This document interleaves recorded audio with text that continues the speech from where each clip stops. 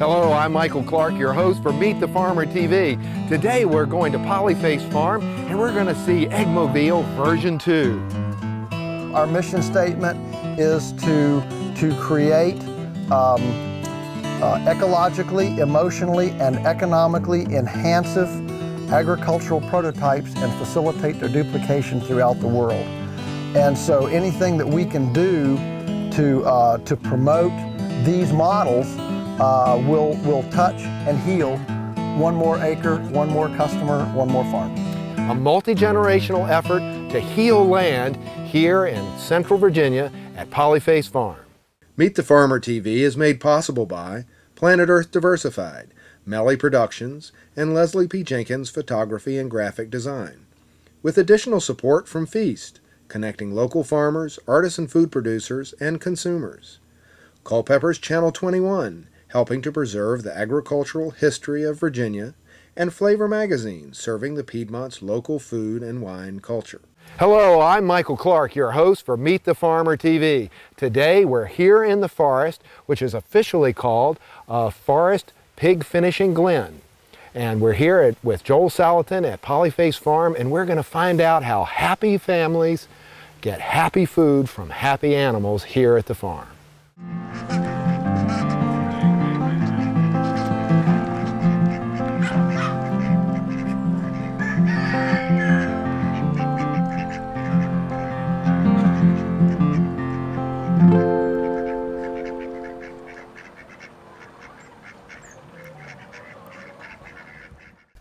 I'm Joel Salatin. Welcome to Polyface Farms. You're enjoying Meet the Farmer TV.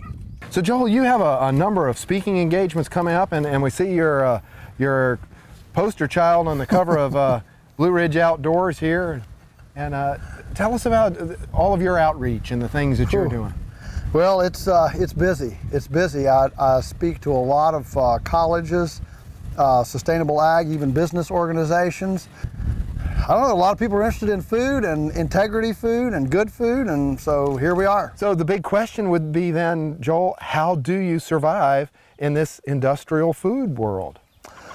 So far we've been able to, but we've had our skirmishes. In fact, I wrote a book, Everything I Want to Do is Illegal, to describe the kinds of battles that we've had so far.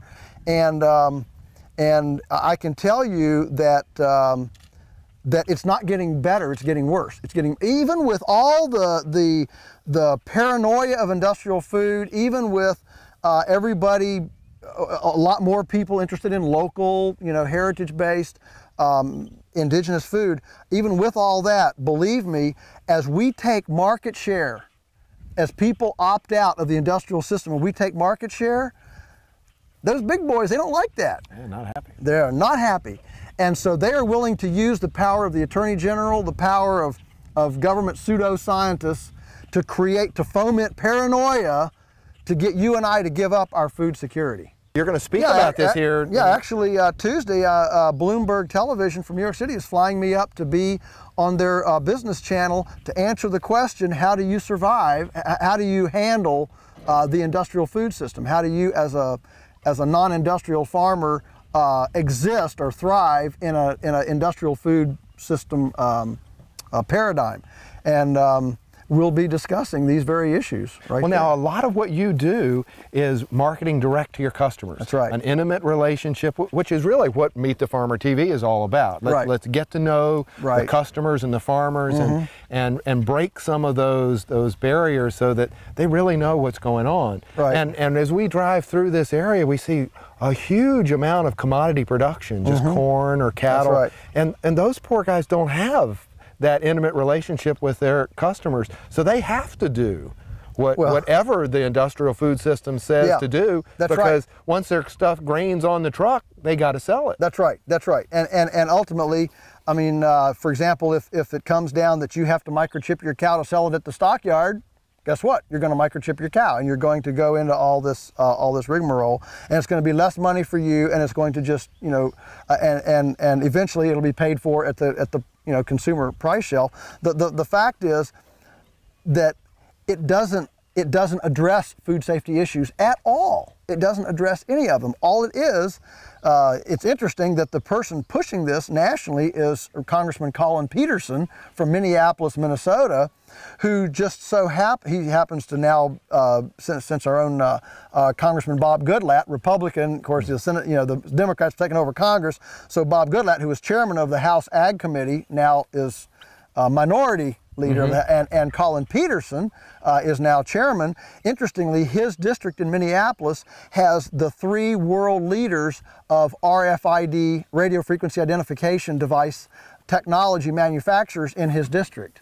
Well, they certainly want it. Follow the money. Oh my. Yeah. Well, now, we've noticed in talking to, and there are some intelligent people in the government. Right. And there's some people that really want to do some good things, but they are feeling tremendous pressure from the consumer, and the consumer is very fickle. They want cheap spinach and they want cheap chicken, but if their baby gets sick, they want the whole world to stop and prevent it from ever happening again. Right. So they're getting these pressures, which are really unrealistic pressures from the consumer. That's right. And so then the government officials feel embarrassed because here they are for years and they're supposed to be providing this safety, and so they grasp at the biggest hammer, the biggest gun they can get. Yes. But how do we get them to see that there are these simple ways that are actually global solutions?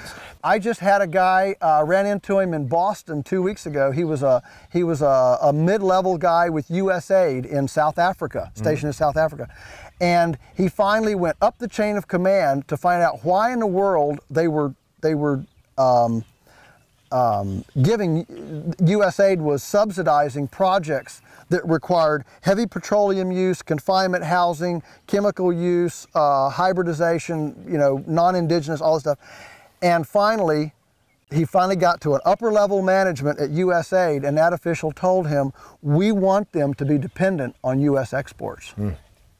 So it's a marketing program. Absolutely. It's the new colonialism a la slavery. Right. It's just more insidious, but it's the same thing couched in some sort of a pseudo-sincere view.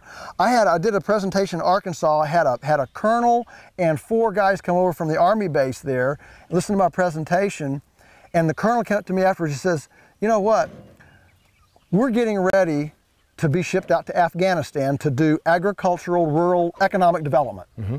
And you know what we're going to do?" He said, "We're going to take machines over there that those people can't fix. We're going to give them seeds for plants that they don't know how to grow and don't want to grow and don't need, that will require water and petroleum and fertilizers that they can't afford and can't acquire." He just went down this list. And he said, what we need to be doing is we need to be teaching about root cellars and feeding their own villages and indigenous crops and permaculture and mulching and carbon, use of carbon, biomass and this sort of thing. He said, but that won't be what we do. And how many people, Americans, feel so good about the help that we're doing, So how do we change that, Joel? How do we, with this program and a million other programs like it, with one person seeing the light, another person seeing the light, and there are some wonderful projects going on around the world. Don't get me wrong, all missionary efforts are not tainted with Wall Street. There are some really good projects going on, but you have to be like a pig on a truffle to find them. There are few and far between, and I can assure you that all of the good ones are non-government. They're all NGO, non-profit, private kind of little foundations that are doing. Well, let's get together and see if we can't find some of these and do a really feature on them and try to pull some of that out. up. The Blue Moon Fund? That would be one that would be worth looking at. Heifer Project International. Yeah. They're good. Good. I can't think of Sand Institute International. That's another one. But anyway, there are some good ones. But they're little few, tens of thousands are nothing compared to. Well, we're about to send billions of dollars to Iraq and Afghanistan and what is it, Tigris and Euphrates, the rivers there in Iraq. There is a delta there that can feed the whole country. Absolutely. And they're not doing anything with it because they don't know how and they don't have the infrastructure. And the military has hired NGOs or groups for development, and they're begging for people, come help us do some. Do you think there's some way to get in there and actually redirect some of this huge amount of effort that really is trying to help those people and get them to raise turkeys and chickens this way? Well, the road to hell is paved over with good intentions. Yeah. I mean, I guess my point is that yes, I'm confident that we can help them. I think the first thing we need to do to help, though, is to sit down and listen for a year. And that's what nobody's willing to do. Nobody's willing to go and listen any more than the Europeans who came into this valley in the 1700s, late 1600s, were listening to Native Americans who had built this wonderful herbivore bird pastoral landscape with predation, herbivores, and multispeciation and movement. They didn't, these Germans and our forebears, okay, English, didn't sit down and ask them, how did you do this? No, they brought their European plow and disc and short-term seeds and annual cropping, and ripped up the valley here, and it'll never be the same. Well, now the only really good thing that's happening right now in this crashing economy is it's no longer immensely profitable to bulldoze this field and put up a commercial sign. Yeah, that's good. So we've had for the last 10, 15 years, every farmer has had this tremendous pressure that the most profitable thing to grow is a house. Right. Yeah, it's called the final harvest. Yeah. Well, and that's what a lot of this generational thing that we've talked about, that kids were like, as soon as daddy's old enough and lets us sell the farm, we can get some money. We're out of here. We're out of here. Yeah. Now, how have you dealt with that? I mean, you've got Daniel now that's taking over, and so many people talk about how hard it is. It is hard work, but I'll tell you, I don't think we work any harder than anybody else. Well, your stock fund didn't crash last year, did it? No. I mean, all your birds are still there. That's right, the birds are there. You've got no Madoff problems. No, the customers are going off. That's right, yeah, because we invest in this. Right. This is our whole life. This is your portfolio. Equity. This is our portfolio, and so I guess on that standpoint, I would just say that there are benchmarks of success in farming, like in any other business. And many farmers are not good businessmen. They don't run it like a business. They run it more like a ministry maybe, or a something that I'm beholden to, as opposed to a business. So that stewardship and that passion for keeping nature alive and happy becomes sort of a passionate religious pursuit versus an MBA but that's part of why you make these good decisions. Yeah, because you've got that heart in it. Well, because we're ultimately, what we want to do is make decisions. Our decisions are based on, we want healthier immune systems, not sicker immune or weaker immune systems. That's one. Number one, we want more dancing earthworms. If we've got dancing, copulating earthworms, everything kind of works. All right. We want more just innate health in the landscape. We want diversity. We want a better water cycle on the farm. We want to see springs run better. We want to see fewer floods, less drought. So we're building forgiveness into the landscape, because nature is not always an easy taskmaster. It's hot, dry, flood, wind, whatever. And so part of our responsibility as stewards is to build what I call redemption or forgiveness into the landscape. So we build ponds so we don't flood the Potomac during winter rainfall, and we can meter that water out in a drought in the summer and create Eden.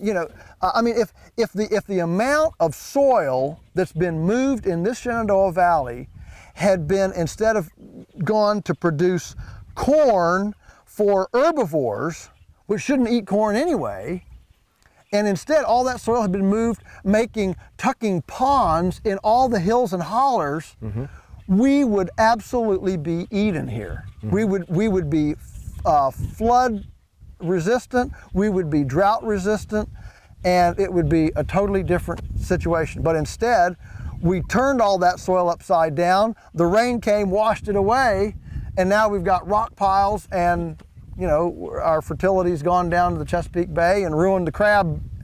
Again, all this innate luxury we've squandered. So our responsibility here is to recreate that indigenous resource wealth that was here before it was pillaged by Europeans. so really it's that fear that people have that they're not going to survive. They've got to, I mean, I've heard so many people say when they built that big chicken house or the turkey building that finally they could relax. They had a secure sense of income, and there were hassles and problems, but they didn't lose the farm. Right. And so there are people that are just so desperate to survive, and then we've got government officials that are embarrassed that they haven't protected us enough, and we've got consumers that are being irrational in their demands of cheap food and infinite ultimate protection of nothing ever going wrong, and they never get their feet dirty. Right. At the same time that they have all of this beautiful stuff. So how do we, you're speaking, we're doing a TV show. Exactly. How do we get this really working? We just keep doing what we're doing. I mean, the only way what revolutions happen or changes happen is one person at a time from the bottom up. It doesn't normally happen from the top down. Top down usually is circle the wagons and protect the status quo. That's top down. Bottom up is true change of whatever. Yeah. And so I think we're doing it. Right. It just the fact that this venue even exists for us to even talk and communicate with people indicates a climate of change in the countryside that, hey, somebody's watching. Now, organic chicken's coming from anywhere in the world, from just meeting a list of practices, not really doing this holistic farming. And free range. I mean, free range chicken now, means 5,000 birds in a house with a 3-foot dirt apron around the house that they don't even set. So our concepts have been co-opted and co-opted the language. Co-opted the language. How do we keep this local from getting co-opted?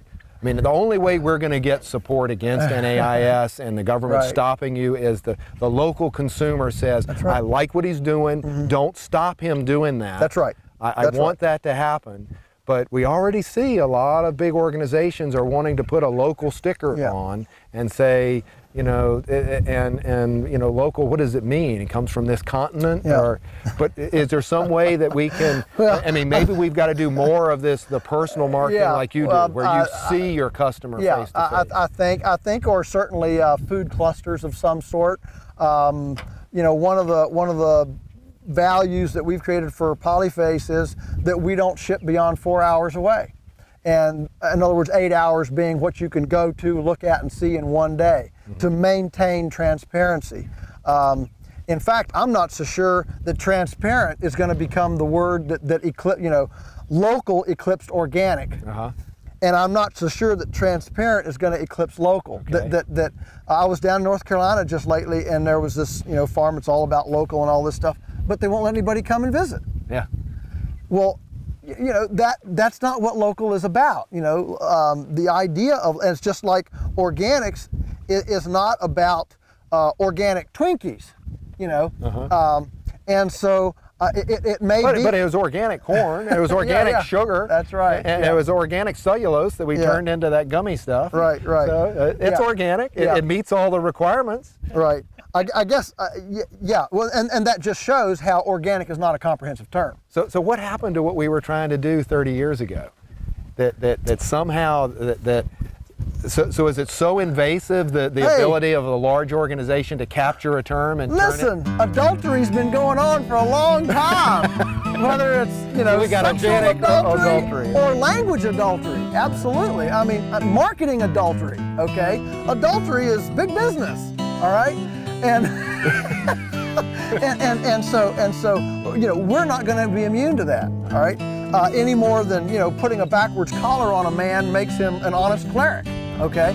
And so So we just have to understand that that's on the ragged edge of change, that's the disequilibrium of the ragged edge of change. And we just need to enjoy it. We need to educate our customers. That's why we encourage our customers to come out, visit the farm, walk the fields, look at it. I wrote a book, Holy Cows in Hog Heaven, how to identify a transparent local farmer. And people buy them by the box and give them to their customers at farmers market. And what they tell me is, it's a little short book, it's easy read, but what they tell me is they can always tell at farmers market their customers that have read that book or not. They get it, okay? And that's what I wrote it for. It's a quick, you can read it in a couple hours. It's cheap, and it's a way. It's just another little piece of ammunition in my belt that I've tried to create in order to punch through this ignorance, this presupposition, this duplicitousness, the duplicity of people to just accept language adultery at face value instead of going and checking it out. We can't get everybody out to Polyface to see it in person, but we can provide this video and people can see some of the things. That's right. So let's see some more of the happy animals and faithfulness. That sounds great. Let's do that. Hey pigs. Hi pigs. How are you pigs? How you doing? How you doing? Huh? How you doing, pigs? All right, so these are forest finished pigs up in the woods, and this is like they were done, 100 years ago. Neighborhood, they'd turn their pigs out in the woods, and so these pigs are able to find roots and nuts and bugs and worms, and then they eat local GMO grain like the chickens as well. But they're eating a lot of these weeds and the forages and creating temporary disturbance that actually brings these indigenous grasses back to simulate. This is simulating the temporary disturbance that a 2 million head herd of buffalo would have done as they moved through here, hunted or predated, and it's this temporary disturbance that creates the germination and the ground for higher successional species. And so the alternative to this would be a feedlot where this disturbance would be down to where nothing's growing and it was just a pollution site. That's right. That's right. Or a confinement factory on slatted floor with a slurry pit underneath, and a big tank. where the pig can never express its pigness, by rooting and by doing its innate stuff. Yeah, they look pretty happy out here. Is this like nap time in the pig forest? Yeah, we're in the middle of the day and they're enjoying afternoon nap. These are happy pigs, and they're fully expressing their pigness by being able to root, eat, and be in a natural pig habitat. The point is that in our culture right now, our Western linear, reductionist, Greco-Roman, disconnected, fragmented, systematized. It's all about maximize density. Yes, all type of culture. We simply view these pigs as an inanimate pile of protoplasmic structure to be manipulated however cleverly hubris can imagine to manipulate it. So you're not growing your own liver or second heart or something? No, and I would suggest that a culture that views its plants and animals from that type of disrespectful, manipulative standpoint will view its citizens the same way, and other cultures. Whoa. And we want a pig that'll put some fat on, because the taste is in the fat. And when the fat is based on salad, the fat is a totally different profile, saturated, polyunsaturated, and unsaturated. Really? It's a totally separate, different profile than just, you know, fat, starch-based fat. So yeah, there's a tremendous amount of difference. You know, riboflavins way higher. You know, you even get some conjugated linoleic acid. Of course, with the eggs, you know, the omega-3, omega-6 balance is correct. So all these things are. And we were talking about science. Are you doing some research? We've had some stuff tested at labs, and it's remarkable. I mean, the amazing thing is that it's so far different from what the labs are used to that sometimes the needle goes off the paper. You know, like when it's measuring They're something. not calibrated for that Yeah, not range. calibrated for that range. It's pretty amazing. So yeah, it's a lot of fun. So tell me what's happening here where they're doing this disturbance that you're talking about. That's yeah. Well, that's the whole really maintaining your forest. That's right. Actually, this temporary disturbance actually renovates and freshens up the forest floor, so that there's more active decomposition, more carbon sequestration, more soil building, and actually a more diversified floor covering of plants, a more diversified than there would be if it were just a leaf duff. This is my food. That's good outtakes. Because just ate the strap. That's great. because just a non-decomposing sterile leaf duff is not nearly as viable a living system as this living polyculture underneath the trees. Right. So they're in an area for about a month, and then they're off for 11 months. So it's a 1 month on, 11 months of rest. Very short time. So all their droppings and everything are incorporated in this low growth that is unnatural in just a that's right, in a forestal setting. That's correct. Let run. That's correct. So we would probably be lost in vines and poison ivy and rose bushes under here. Yes. If this wasn't your technique. or it would just be leaves, just leaf a leaf litter. cover, leaf litter, yeah. As opposed to all these different plants that are intercepting more sunlight and encouraging additional biomass production on the forest floor. And then this is actually part of your sustainable timber also, because you can harvest worst out first and not clear That's right. cut. That's so right. you would destroy the home for your pigs if you clear cut. Oh, that's right. And the beauty, of course, the beauty of this then is that while the forest is growing, you get this annual cash flow through the forest. So the forest now doesn't have to, economically, it doesn't have to justify itself. It justifies itself partially and as a habitat for the pigs. So you get annual income streams while this once in a blue moon harvest of the forest is going. And you know, everywhere you go, the foresters are always, hey, how do we get people to maintain their forests? Because the cycle is so slow. I mean, like once a generation. But you can just move these pigs through continuously. Absolutely. This way, every year, this forest is displacing about anywhere between $300 and $500 per acre worth of grain every single year. So even though they're only on 1 month a year, that's displacing hundreds of dollars per acre of grain. Suddenly, that acre of forest is generating, you know, $300 a year every single year, while it's actually encouraging the tree growth because it keeps it clean and you know, bug-free around the root collar. Well, there you have it. Polyface-Farm here with Joel Salatin, a passionate farmer trying to heal more acreage, not just grow more crops. And you've watched another Meet the Farmer TV.